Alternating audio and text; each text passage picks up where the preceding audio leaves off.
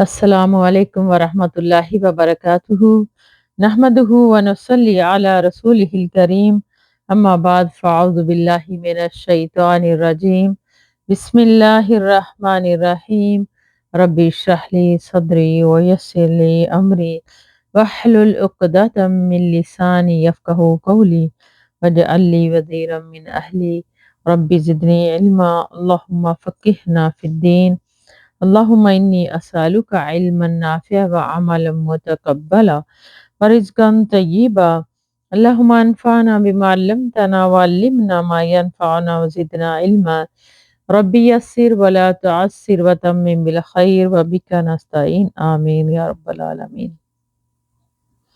قال اللہ تعالی وَلْتَكُن مِّنكُمْ أُمَّةٌ يَدْعُونَ إِلَى الْخَيْرِ وَيَأْمُرُونَ بِالْمَعْرُوفِ وَيَنْهَوْنَ عَنِ الْمُنكَرِ وَأُولَئِكَ هُمُ الْمُفْلِحُونَ۔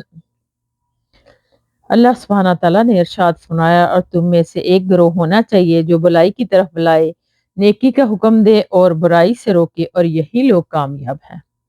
وقال اللہ تعالی کنتم خیر امت اخرجت للناس تأمرون بالمعروف وتنہون عن المنکر۔ اور اللہ سبحانہ تعالیٰ نے ارشاد فرمایا کہ تم بہترین امت ہو جنہیں لوگوں کی ہدایت کے لیے نکالا گیا، تم نیکی کا حکم دیتے رہو اور برائی سے روکتے رہو۔ وقال اللہ تعالی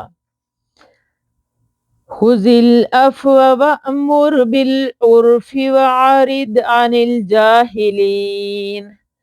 وقال تعالى والمؤمنون والمؤمنات بعضهم أولياء بعض يأمرون بالمعروف وينهون عن المنكر۔ اور اللہ سبحانہ تعالیٰ نے ارشاد فرمایا، اے پیغمبر، عفو درگزر اختیار کرنے کیا کر اور نیکی کا حکم دے اور جاہلوں سے اراض کر۔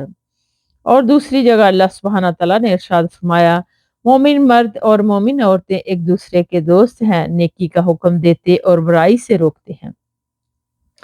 وقال اللہ تعالی لعن الذین کفروا من بنی اسرائیل علی لسان داود وعیسی ابن مریم ذالک بما عصوا وکانوا یعتدون کانوا لا یتناہون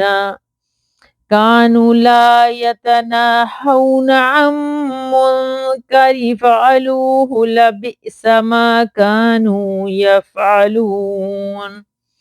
اور اللہ سبحانہ تعالیٰ نے فرمایا، بنی اسرائیل کے کافروں پر حضرت داؤد اور عیسیٰ ابن مریم کی زبانی لعنت کی گئی، یہ اس سبب سے کہ انہوں نے نافرمانی کی اور وہ حد سے گزر جانے والے تھے۔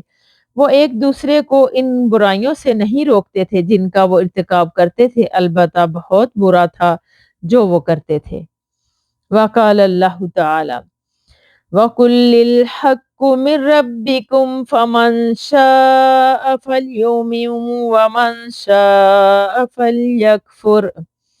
اور اللہ سبحانہ تعالیٰ نے ارشاد فرمایا، اے نبی کہہ دیجئے، حق تمہارے رب کی طرف سے ہے، چنانچہ جو چاہے ایمان لائے اور جو چاہے کفر کرے۔ وقال اللہ تعالی فَاصْدَعْ بِمَا تُؤْمَرُ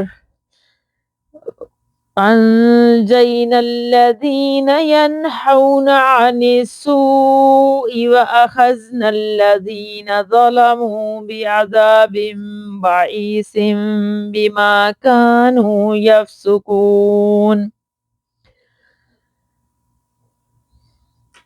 اور اللہ سبحانہ تعالیٰ نے ارشاد فرمایا، اے پیغمبر، جس چیز کا تجھے حکم دیا جاتا ہے اسے کھول کر بیان کر۔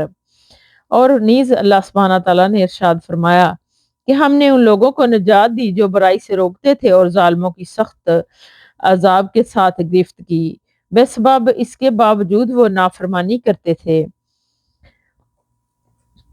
حضرت ابو سعید خدری رضی اللہ تعالیٰ عنہ سے روایت ہے کہ میں نے رسول اللہ صلی اللہ علیہ وآلہ وسلم کو فرماتے ہوئے سنا، جو شخص تم میں سے کسی برائی کو ہوتے دیکھے تو اسے ہاتھ سے بدل روک دے، یعنی بدل روک دے۔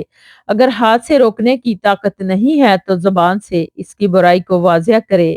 اگر اس کی بھی طاقت نہ ہو تو اسے دل سے برا جانے، اور یہ ایمان کا کمزور ترین درجہ ہے۔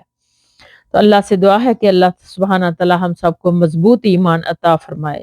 اس کے فوائد: نمبر 1، دیکھنے سے مطلب ہے کہ علم میں آنا چاہیے۔ آنکھوں سے دیکھے یا نہ دیکھے، اس میں اسلامی معاشرے کو منکرات سے روکنے کے لیے ایک نہایت اہم حکم دیا گیا ہے۔ مسلمان جب تک اس پر عمل کرتے رہے اور امر بالمعروف اور نہی عن المنکر کا فریضہ بلا خوف و خطر کسی ملامت گری کی ملامت سے قطع نظر اور بغیر کسی مفاد کے ادا کرتے رہے، مسلمان معاشرہ بہت سی قباحتوں، برائیوں اور گناہوں سے محفوظ رہا۔ اور جب مسلمانوں نے اس فریضے کو فراموش کر دیا تو ان کا معاشرہ منکرات کے سیلاب بے پناہ کی زد میں آ گیا۔ کاش مسلمان پھر اس فریضے کی ادائیگی کی طرف متوجہ ہوں تاکہ اس سیلاب کے آگے بند باندھا جا سکے۔ نمبر 2، انسان کے ایمان کا آخری درجہ یہ ہے کہ اس کے دل میں کم از کم برائی کی قباحت ضرور ہو۔